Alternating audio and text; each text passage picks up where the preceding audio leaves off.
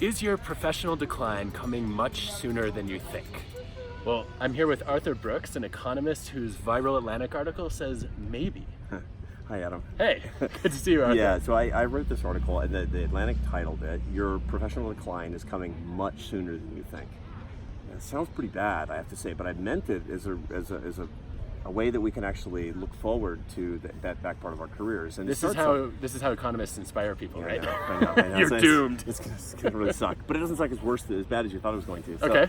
No, it's actually, the truth is that people have a tendency to think that when they work in idea professions, which a lot of people on LinkedIn do, a lot of people who are watching us do, they think that their professional life is going to be able to go on and on and on and on, and their skills are going to stay at their super high level. What made you successful when you were 30 and 35, you'll be able to do till you're 80 and 85, and that turns out to be not true. So the data are overwhelmingly clear that particularly after 50, 55, that a lot of idea professions, people kind of lose their edge a little bit. And this is one of the reasons that people burn out, not because they're sick of it, but because they kind of find they're not as good at what they were doing anymore. Okay, but here's the good news. There's good news about this. I've been waiting for it. Bring it on. There's a success curve in what they call your fluid intelligence. And I'm bringing Coles to Newcastle by telling you this to a psychologist. But the fluid intelligence is basically your analytic capacity, your ability to innovate. And that actually does peak when you're in your early 30s, and then it declines after that. But there's another intelligence curve, which social psychologists call your crystallized intelligence curve. That goes up through your 30s, 40s, 50s, 60s, stays high even in your 70s. You got your marbles. Wisdom, your social and emotional intelligence. Exactly right. Synthetic thinking, your ability to creatively explain all the stuff that you know. Being a teacher. So here's the key thing that we got to understand. You're not going to be able to be on the innovation curve your whole life.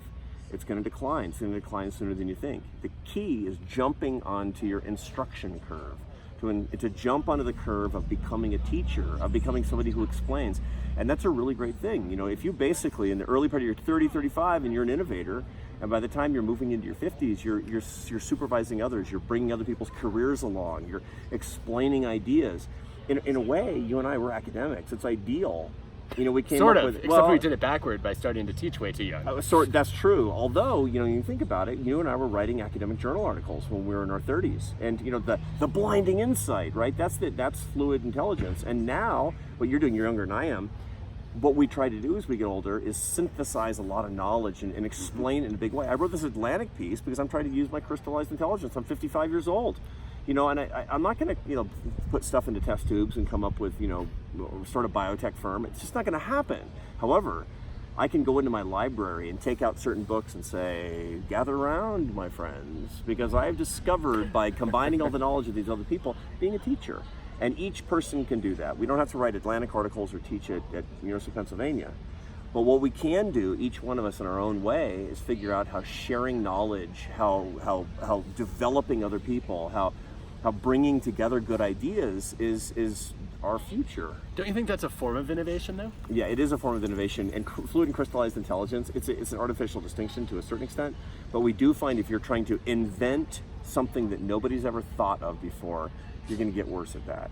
If you're trying to bring together the ideas that other people have thought of into something that's better and new, you're going to get better at that. Oh, good. That's the only part of creativity I was ever good at. Anyway, so this is encouraging. You're a synthetic thinker. I've always been. But I do have to say, you made a very weird decision at the end of this article, which is you said, basically, I'm retiring. Yeah.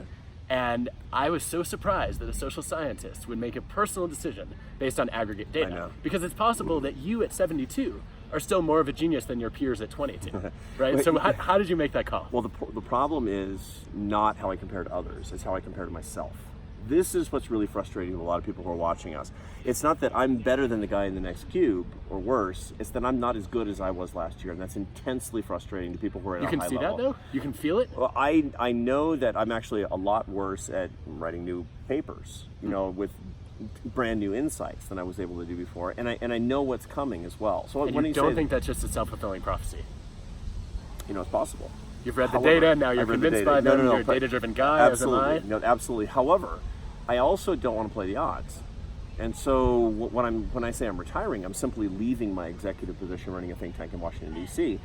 Retiring is retiring. I mean, I'm going to be a college professor at Harvard University. I'm going to teach people, I'm going to synthesize ideas, I'm going to write books about, you know, ideas that are the synthesis of a lot of other people's ideas. I'm going to live this out. So it's not really retiring, it's basically saying, look, I don't want to play. Look, I might defy gravity. this stuff might not be right. But if I actually believe the preponderance of my evidence, it makes sense that I would live according to this, so I have a better shot at being happier as I get older, and that's why I did it.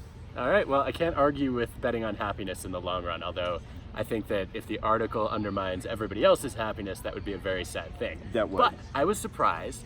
I actually enjoyed it. I found it uplifting.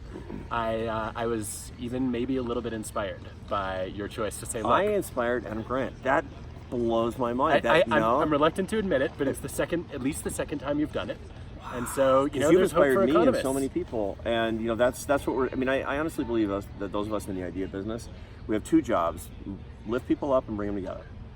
Those are our two jobs. And if you can lift people up so they can be better than they were, so they can fulfill their best selves, they can understand their own dignity and potential, and you can bring people together so there's more love, what's not to like? And you just told me that I did that for you, and you've done that for me too. I'm grateful to you. You're doing it beautifully. Arthur, thank you. That's Thank you, work in Adam. more than 60 seconds. See you Thanks. soon.